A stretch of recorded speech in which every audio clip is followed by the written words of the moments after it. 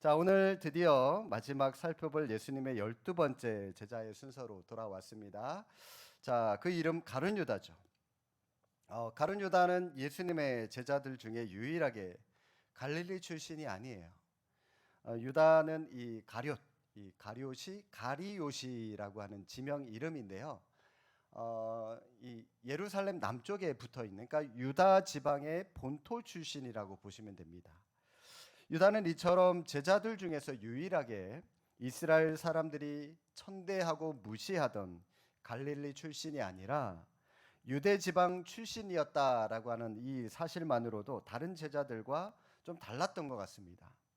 특별히 세금과 관련된 일을 했었던 세리마태가 분명히 있었음에도 불구하고 이 유다가 그 예수님 제자 공동체의 회계를 맡은 것을 보면 그는 그의 출신뿐만이 아니라 개인의 능력이나 신뢰도에 있어서도 다른 제자들에 비해서 좀 탁월했던 것 같아요.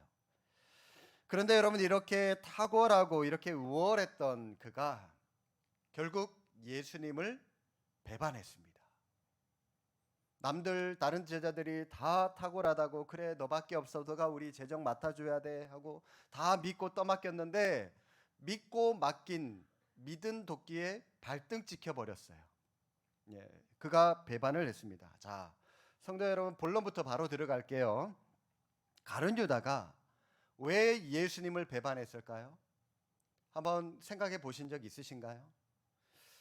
여기에 대해서 많은 견해들이 있지만 크게 두 가지의 이유가 있습니다.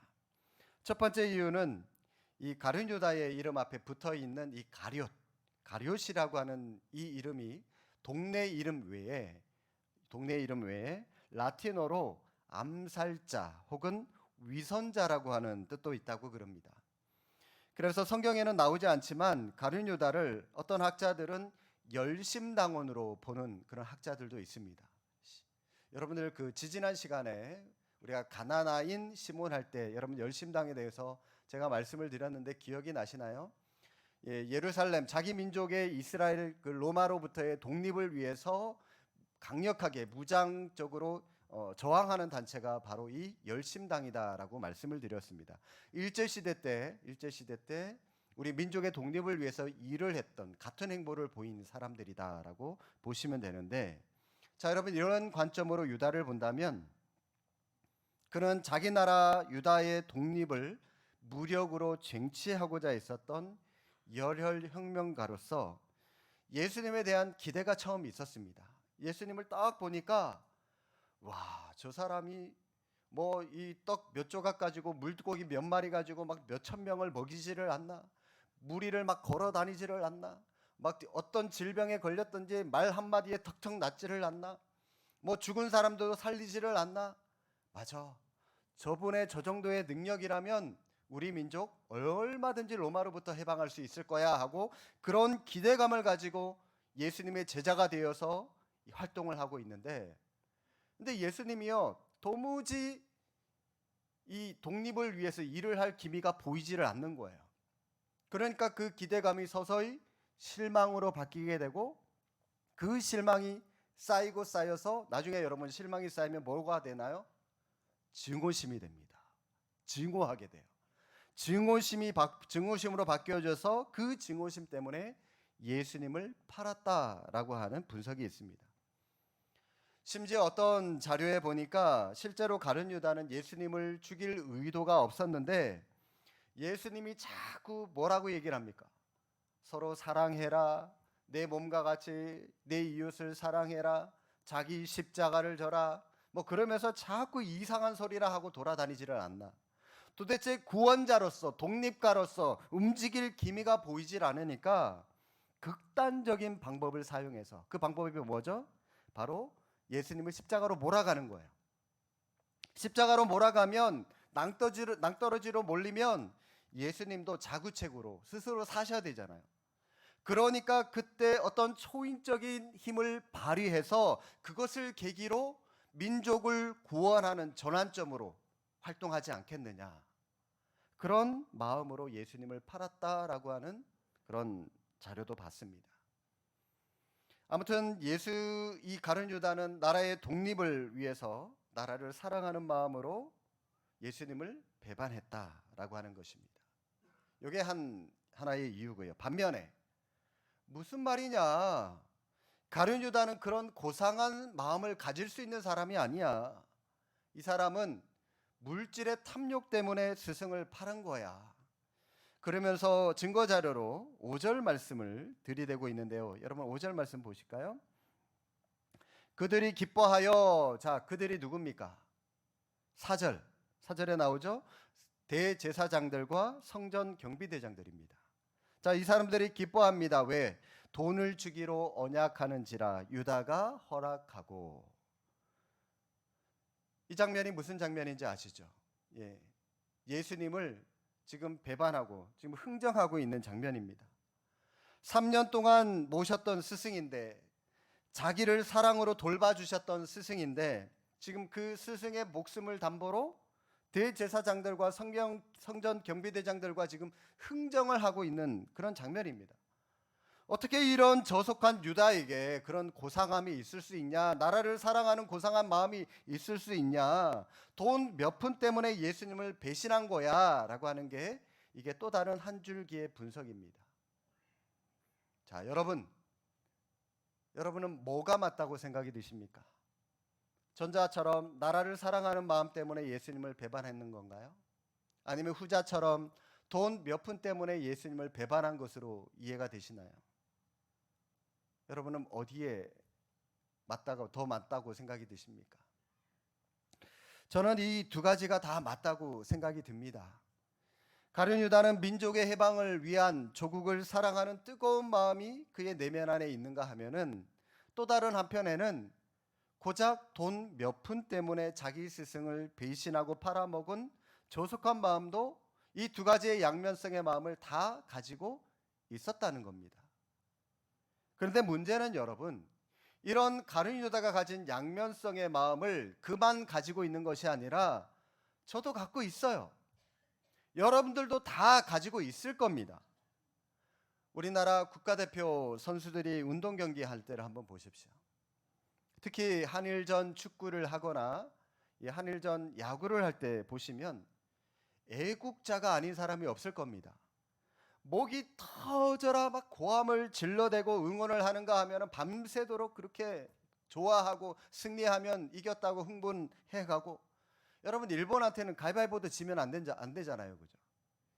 이것만 놓고 보면은 애국자가 아닌 사람들이 없어요. 다 애국자고 다 고상한 사람들입니다. 그러나 이처럼 나라를 사랑하고 생각하는 뜨거운 마음이 있는가 하면은, 그러나 또 다른 우리의 마음 한편에는 그깟 돈 몇 푼 때문에, 보험금 그 몇 푼 때문에 자기 부모의 목에 칼 들이대고, 형제들끼리 칼부림 나고, 유산 때문에, 그죠? 칼부림 나고, 이런 조속한 면이 우리에게도 얼마든지 있다는 겁니다.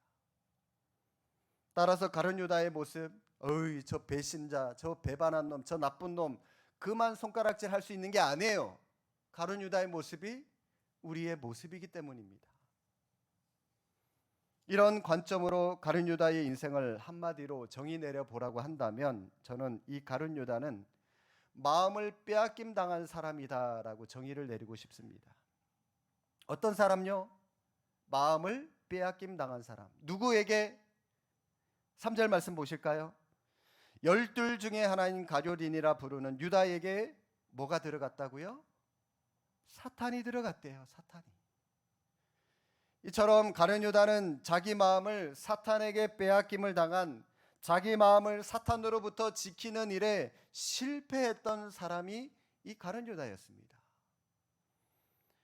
사도 바울, 여러분들이 다 알고 계시는 사도 바울, 그리고 가룟 유다, 이 두 사람의 공통점이 있다면 둘 다 보통 인간이죠. 우리와 같은 평범한 인간입니다. 둘 다 양면성을 가지고 있는 인간의 한계에 부딪힌 공통점이 있어요. 그러나 바울과 유다의 결정적인 차이점이 있다면, 바울은 내면의 문제, 내면의 고민, 이것들로 아파하고 괴로워하면서 누가 나를 이 사망의 몸에서 건져내랴 고민하고 싸우면서 그 마음의 저속한 욕구를 억누르려고 복음으로 하나님의 말씀으로 억누르려고 그렇게 부단히 노력했기 때문에 바울은 하나님 앞에 위대한 사도로 쓰임 받을 수 있었지만 유다는 불행하게도 사탄에게 그냥 마음을 빼앗김 당한 채로 그냥 그대로 내버려 뒀거든요. 그래서 결국 그는 비참한 자리로 몰락하게 된 대표적인 사람이 될 수밖에 없었던 겁니다. 말씀을 준비하면서 이 3절 말씀이 굉장히 두렵고 무서운 말씀이다라고 하는 생각이 들었습니다. 왜냐하면 우리도 마찬가지예요. 사탄에게 마음을 빼앗겨도 외형적으로는 아무런 일도 일어나지 않기 때문에 그렇습니다. 오늘 가룟 유다를 보십시오. 그는 이미 사탄에게 마음을 빼앗김 당하고 사탄의 철저한 도구가 되었음에도 불구하고 겉으로는 아무렇지도 않게 다른 제자들과 똑같이 동고동락하면서 예수님의 제자로 최후의 만찬 자리까지 함께 참석하고 있다는 겁니다. 이게 여러분 영적인 원리라면 저는 두려워요. 무서워요. 우리 마음이 더 이상 성령님의 통제를 받지 않고 악한 세력에게 얼마든지 빼앗김을 당한다 할지라도 얼마든지 우리는 그냥 겉으로 교회 다닐 수 있어요. 예수님의 제자인 것처럼 사역할 수 있고 목사, 장로, 권사인 것처럼 그냥 봉사할 수 있고 얼마든지 그냥 그런 척하면서 겉으로는 행동하고 일할 수 있다는 겁니다. 혹시 여러분 중에 이처럼 엉뚱한데 마음을 빼앗김 당한 지경에 있는 분들 계신가요? 예배에 감격도 없는데 찬양을 불러도 기쁘지도 않는데 그래도 해야 되니까 마지못해 봉사만 하고 있는 분 계신가요? 여러분 가운데 이유를 알 수 없는 분노가 자꾸 치밀어 오르고 가정의 어떤 문제라든지 친구의 문제 또 혹은 직장의 동료들과의 문제라든지 끊임없이 누군가를 향한 그 원망과 마음이 찾아오는 이런 상태에 빠져 있는 분들 계십니까? 이런 마음들 그냥 방치해 두시면 안 됩니다. 이런 이상한 것들에 여러분의 마음을 빼앗김 당하면 안 돼요. 철저하게 회개하시고 여러분의 마음을 돌려놓지 않으면 가룟 유다가 그랬던 것처럼 종국에는 결국 예수님을 부인하고 예수님을 팔아버리고 배신하는 자리로 우리도 몰려갈 수 있다는 사실을 여러분 두려운 마음으로 받으셔야 됩니다. 그리고 또 하나 오늘 유다를 보면서 우리는 사탄은 우리의 가장 연약한 부분을 가장 약한 부분을 공격하는구나라고 하는 것을 볼 수가 있습니다. 오늘 본문에 유다가 예수님을 팔 때 대제사장들과 성전 경비대장들을 찾아가서 그들과 협상하는 장면이 나오잖아요. 그런데 여러분 이 협상하는 이 일이 어떤 이때만 일시적인 충동으로 이때만 일어난 일이 아니라 이미 오래전부터 이런 위험 요소들이 있어 왔어요. 요한복음 12장에 보시면 마리아가 예수님 앞에 향유 옥합을 깨뜨리고 예수님의 발에 향유를 붓는 헌신하는 모습이 나옵니다. 무려 300데나리온, 요즘으로 치면 1년 연봉에 해당하는 굉장히 가치 있는 그런 향유죠. 그 비싼 향유를 과감하게 깨뜨려서 예수님의 발에 쏟습니다. 그리고 자신의 마음을, 헌신의 마음을 예수님께 보여줍니다. 그런데 그 헌신의 모습을 보고 가룟 유다가 뭐라 그러냐? 지 것도 아니면서 그 여인에게 이렇게 말합니다. 불평해요. 이 향유를 어찌하여 300데나리온에 팔아 가난한 자들에게 주지 아니하였느냐? 이렇게 가룟 유다가 문제를 제기하니까 주변에 있던 많은 제자들이 일단 그의 말에 동의합니다. 수긍해요. 맞아. 가룟 유다의 말은 맞아. 저 사람 민족주의자야. 역시 유다는 불쌍한 사람을 생각할 줄 아는 사람이야. 국률한 마음이 있는 사람이야. 그래, 가룟 유다의 말처럼 저 비싼 거 팔아서 차라리 가난한 사람들에게 나눠주는 게 더 훨씬 더 좋지 않았겠냐. 그러면서 다들 이 가룟 유다의 말에 동의했는데 오랜 시간이 지난 후에 요한이 그 사건을 회고하면서 기록하면서 뭐라고 기록했는지 아십니까? 여러분 성경 한 구절 찾아보겠습니다. 요한복음 12장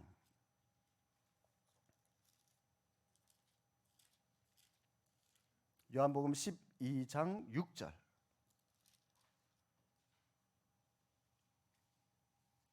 요한복음 12장 6절. 신약성경 167쪽 다 찾으셨으면 또 앞에 나와 있는 자막 보시고 함께 한번 읽어보겠습니다.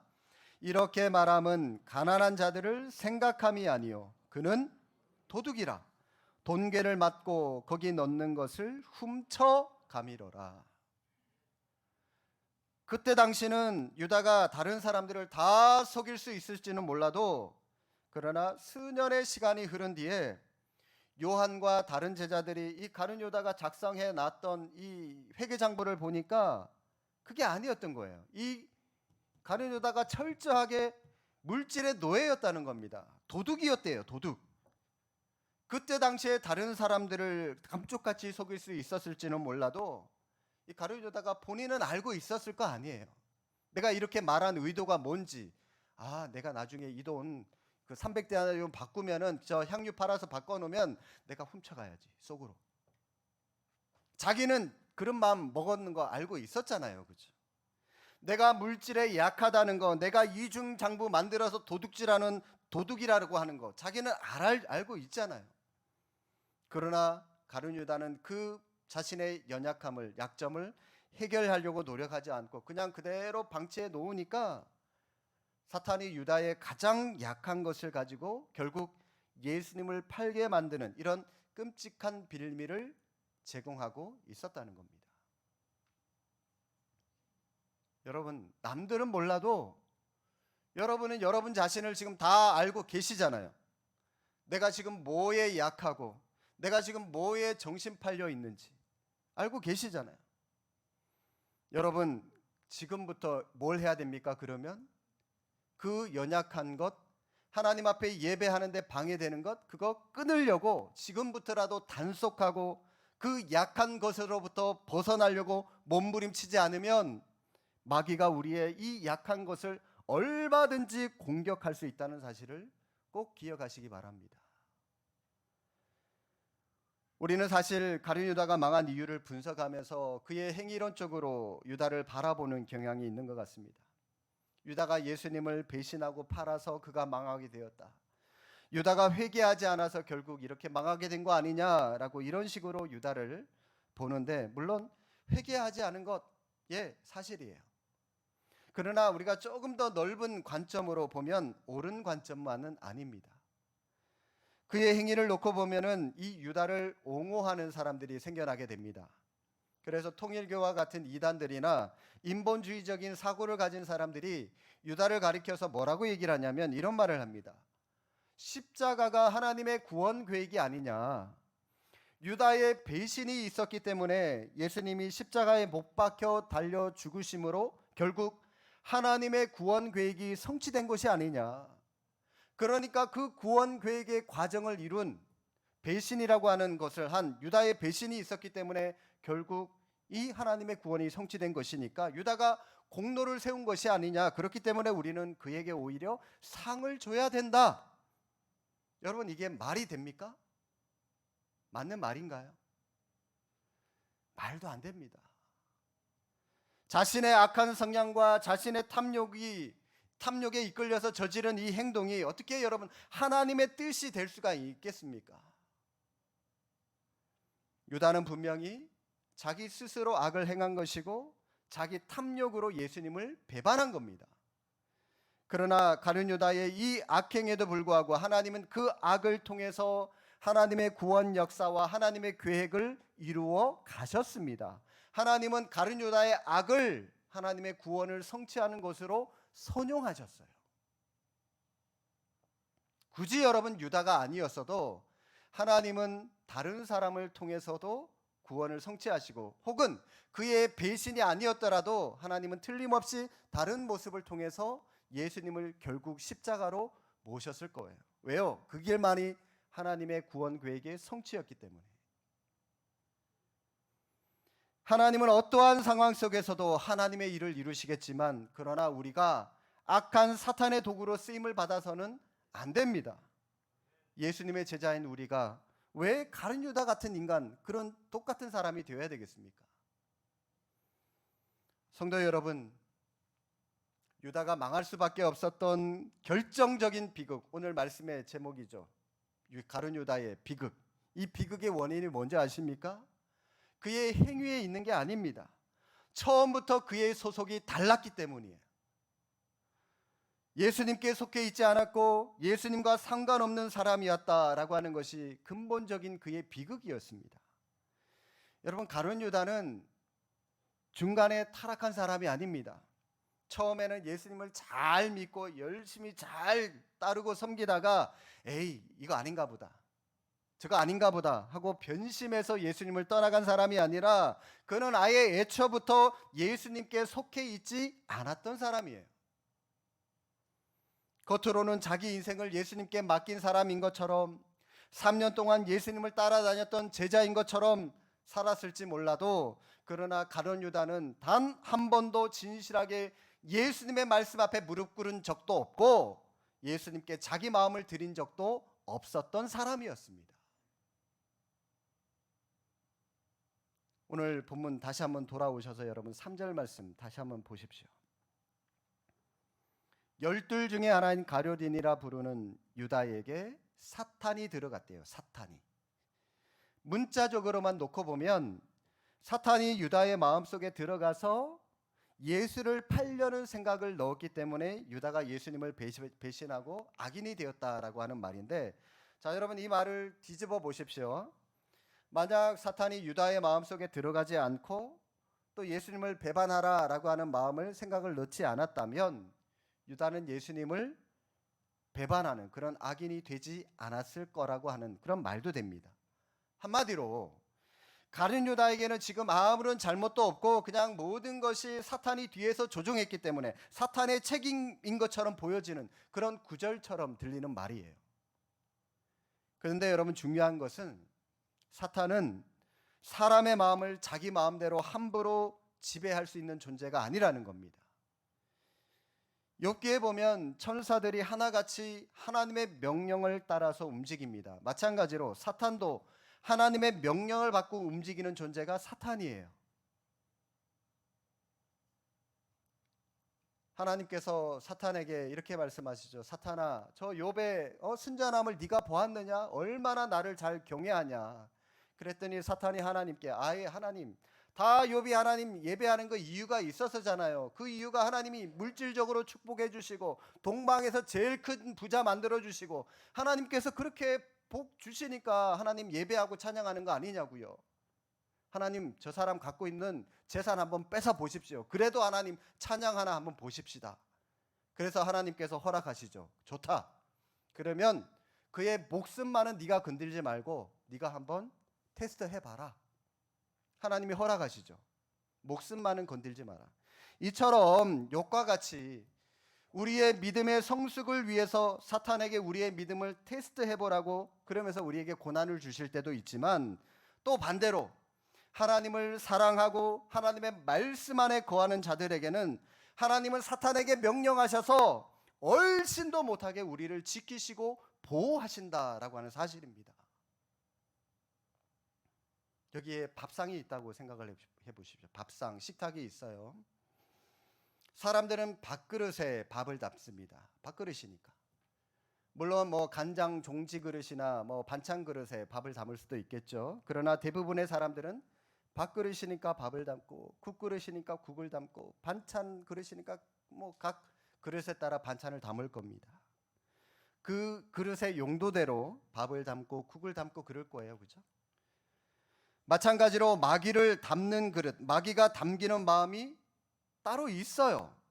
바꿔 말하면 마귀가 유다의 마음에 들어가서 예수님을 팔려고 하는 생각을 넣었기 때문에 그가 예수를 판 것이 아니라, 유다의 마음은 이미 돈에 대한 욕망, 어떤 위선에 대한 탐욕, 이런 것들로 이미 마음을 이 마귀를 담기에 적합한 마귀의 그릇이 되어 있었기 때문에 마귀가 쉽게 그의 마음을 지배할 수 있었다는 겁니다. 따라서 유다가 예수님을 판 것은 마귀의 책임이 아니라 마귀가 자기 마음에 들어올 수 있도록 자기 마음을 지키지 못한 철저하게 유다의 잘못이고 유다의 책임이라는 겁니다. 그럼에도 불구하고 성도 여러분, 이 유다를 대하는 예수님의 모습을 보시기 바랍니다. 참 이해할 수 없는 부분 중에 하나가 바로 이건데, 예수님은 끝까지 유다에게 기회를 주시는 것 같아요. 요한복음 13장에 보시니까 예수님 최후의 만찬 자리에서 다른 제자들과 똑같이 유다의 발도 씻어주시고 그에게도 떡을 떼어 주시면서 똑같이 대우해 주십니다.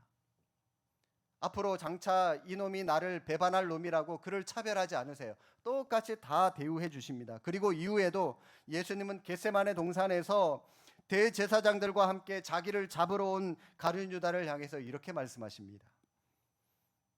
마태복음 26장 50절에 예수께서 이르시되 친구여 네가 무엇을 하려고 왔는지 행하라 하신대 이에 그들이 나와 예수께 손을 대어 잡는지라. 여러분, 이 배은망덕한 가룟 유다를 보면서 어떤 생각이 드십니까? 참 가증한 인간이다라고 하는 생각 들지 않으시나요? 예수님께서 발도 씻어주시고 성만찬도 베풀어 주시고 끝까지 사랑해 주셨는데 유다가 하는 짓을 보면 가증해요. 그런데 여러분, 이 유다의 가증함보다 더 이해할 수 없는 것이 바로 예수님의 모습입니다. 가룟 유다에게 예수님께서 뭐라고 부르십니까? 친구여. 예수께서 이르시되 친구여 네가 무엇을 하려고 왔는지 행해라. 친구라고 불러주십니다. 이 독사의 새끼야, 욕을 하고 저주를 해도 시원찮을 텐데 친구여라고 말씀하시는 주님의 심정이 어땠을까요? 이 말은 자신을 배신한 유다를 향해 찢어지게 아팠던 주님의 마음이 담겨있는 말씀이면서 동시에 끝까지 유다에 대한 기대를 저버리지 아니하시는 주님의 안타까운 음성, 여러분 들리지 않으십니까? 친구여, 네가 계획하고 이 자리에 왜 왔는지 나는 다 알고 있단다. 친구야, 네 속에 지금 사탄이 들어가 있는 거 나 알고 있어. 친구야, 그럼에도 불구하고 나는 아직 너를 친구로 부르고 싶단다. 나는 너에 대한 기대를 아직까지도 놓고 있지 않단다. 친구야, 이제라도 포기하고 나에게로 돌아와. 그게 여러분 끝까지 유다를 대하시는 예수님의 모습이라는 거죠. 그러나 결국 유다는 어떤 길을 선택합니까? 자살이라고 하는 길을 택함으로 자기 문제를 자기가 해결하려고 했습니다. 가룟 유다가 했었어야 하는 일은 자살이 아니라 주님께로 돌아가는 겁니다. 새벽닭 울 때 가슴을 치며 통회한 베드로처럼 회개하고 통곡했었어야 되는 거예요.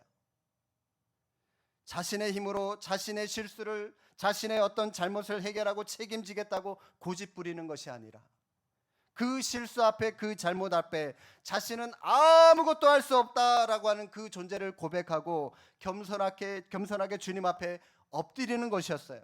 회개만이 그가 유일하게 살 수 있는 길이었다라고 하는 겁니다. 사랑하는 성도 여러분, 가룟 유다가 버림당한 것은 그가 악했기 때문이 아니라 악한 것에서부터 끝까지 돌아서지 않았기 때문입니다. 오늘 우리의 문제는 죄 때문이 아니에요. 물론 여러분 죄 짓지 않고 살아가는 거 중요합니다. 그러나 우리 중에 죄 짓지 않고 살아갈 수 있는 사람 누가 있겠습니까? 다 죄 짓죠. 문제는 우리가 죄를 짓고도 그게 죄인지 깨닫지도 못하고 죄인지도 알면서도 돌아서지 않고 회개하지 않는 것이 문제라는 거죠. 우리 스스로 책임질 수도 해결할 수도 없는 죄책감을 떠안고 살아가는 어리석은 교만으로부터 벗어나서 주님 앞으로 우리의 삶의 방향을 전환하는 회개의 길을 다시 한번 걸어갈 수 있기를 바랍니다. 친구여 라고 말씀하시면서 끝까지 사랑으로 우리를 불러주시는 주님의 이 부르심 앞에 주님께로 돌이키시고 예수 그리스도와의 관계가 다시 한번 회복되는 은혜가 있기를 바랍니다. 그래야만 우리가 악한 도구가 아니라 하나님 나라를 위한 선한 영향력을 끼치는 복음의 도구가 될 수가 있는 겁니다. 유다의 비극적인 결말로 그 자리를 사도행전 1장에 보면 마띠아가 이어받았지만 어떤 의미에서 보면 예수 그리스도를 믿고 따르는 저와 여러분이 오늘날 예수님의 12번째 제자라고 할 수가 있는 사람들입니다. 따라서 우리도요, 세상 끝날까지 복음을 전하는 사명이 우리 안에 있어요. 이 사명을 주님 오시는 그날까지 성실하게 감당하는 우리 모두가 되시기를 주님의 이름으로 축복합니다. 기도하겠습니다.